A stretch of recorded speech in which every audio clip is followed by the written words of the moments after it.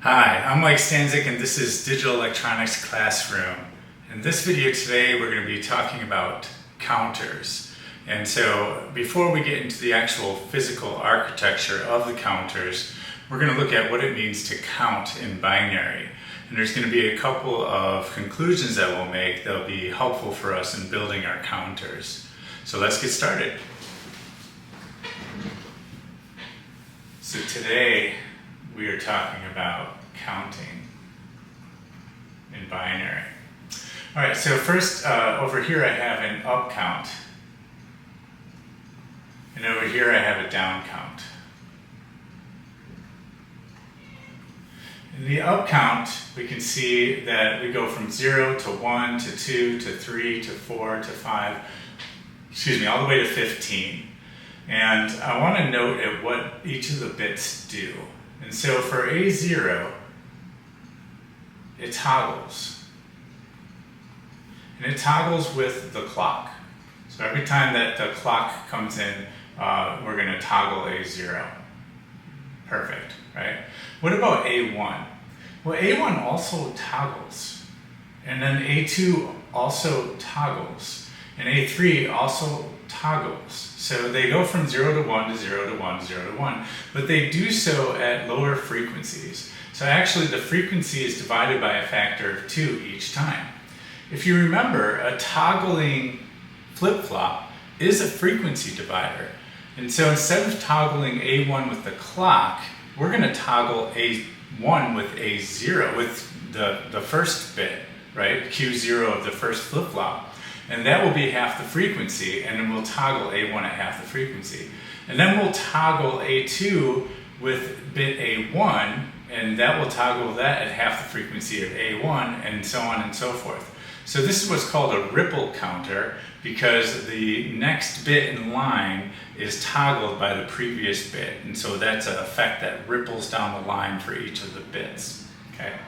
So that's the first thing we want to understand, is that everything toggles. So A0 toggles and everything else toggles too. So all the other A's, they toggle, okay? The thing though is, like, A0 toggles with the clock and these toggle with the previous bit. And then there's one more important piece to look at, and I want to just do some colors here so we can see that happening. So when does A1 toggle? So A1 toggles right here from 0 to 1. And then it toggles right here from 1 to 0. And it's like every 2.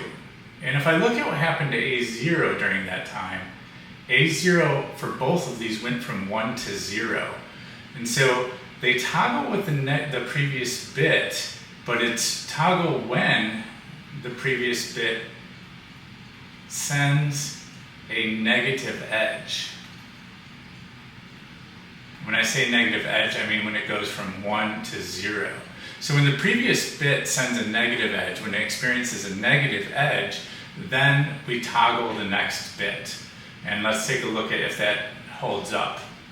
So we toggle right here, and we toggle right here. And we can see that's a 1 to 0, that's a 1 to 0, so that makes, that holds up. And then we toggle right here, that's a 1 to 0. And then we toggle on the wrap around here, and we can see that that's a 1 to 0 as well. Okay, so every time we experience a negative edge toggle on the previous bit, we want to toggle the next bit. Now the toggling of the next bit doesn't have to be a negative edge or a positive edge. It can go from 0 to 1 or 1 to 0, as we can see in our examples here. It's always the negative edge on the previous bit causes a generalized toggle in the next bit, okay? And so that's an important piece to understand. All right, so let's look at down counting. So in down counting, hey, guess what? Everything's toggling again. B0 is toggling every clock cycle. This is toggling at half that frequency. This is toggling at half the B1 frequency, and this is toggling at half the B2 frequency. So it looks like the toggling occurs exactly the same as up counting.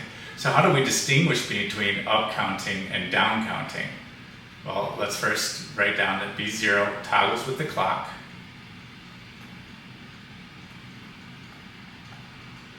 And then all the other B's toggle with the previous bit.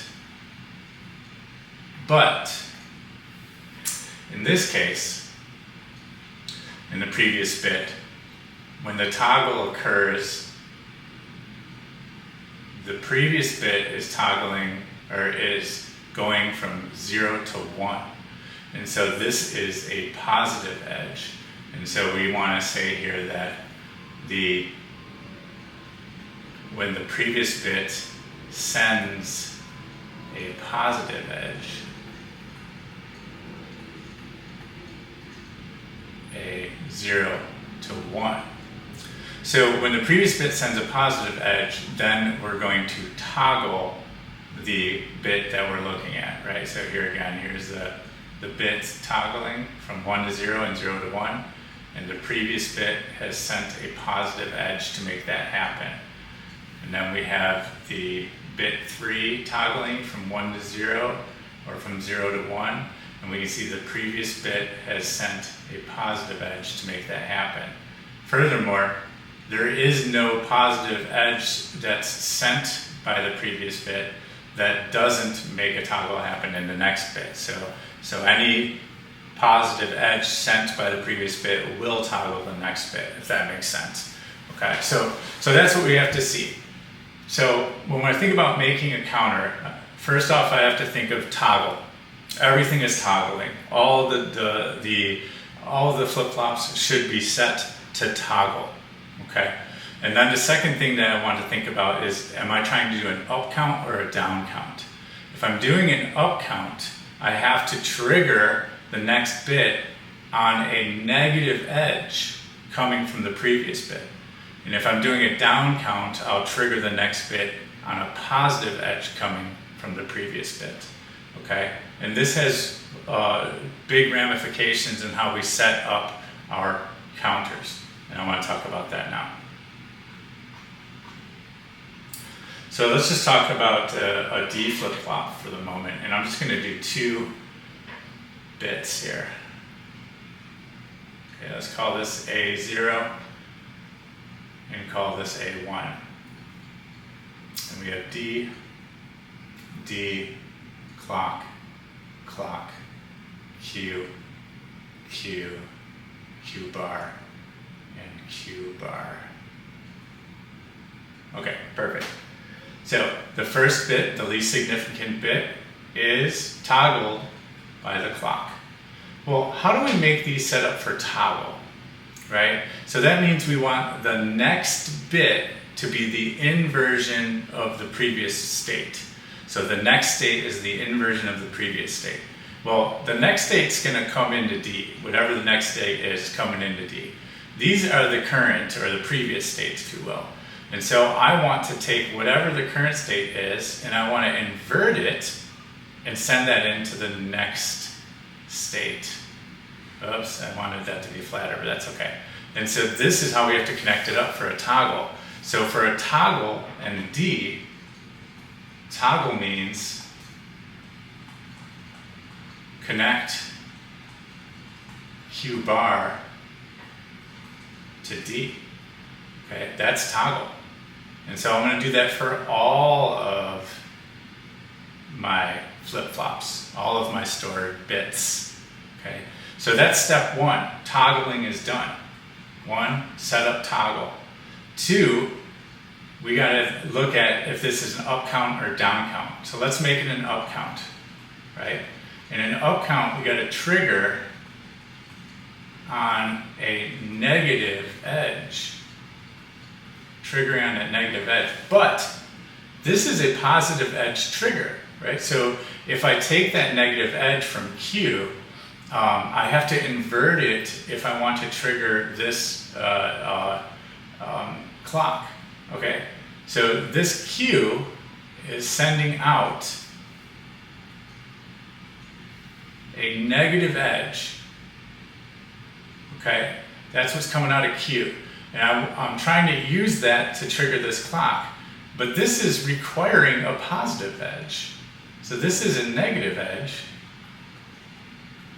right? And this wants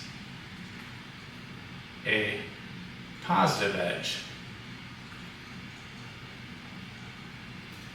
Well, guess what? At the same time that this sends out a negative edge, the inverted output, which is inverted of that, sends out a positive edge. So how do we... Sorry, I was laughing at myself. What did I do there? Okay. Fun stuff. Okay. Positive edge. Perfect. Okay. So, if this takes a positive edge to toggle, and we're sending out a negative edge, at the time we send out a negative edge from Q, we want to do the toggle. I can't use this negative edge to toggle the next bit, even though that's when I want to toggle it, when Q sends out a negative edge, right? And so instead, we're going to use, we use Q bar. So we'll take Q bar and we'll send that into the clock of the next one. Use Q bar to trigger the next clock. Okay, that's all I want to talk about for this lesson.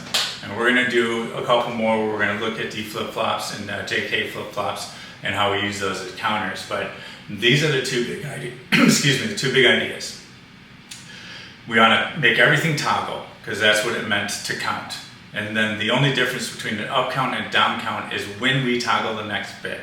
Do we toggle the next bit when the current bit sends a positive edge, has a positive edge transition, or when the current bit has a negative edge transition? For an up count, we do it when the current bit has a negative edge transition. But that negative edge does not clock the next bit because in our situation, that next bit is a positive edge triggered clock. So we wouldn't be able to trigger it with that negative edge.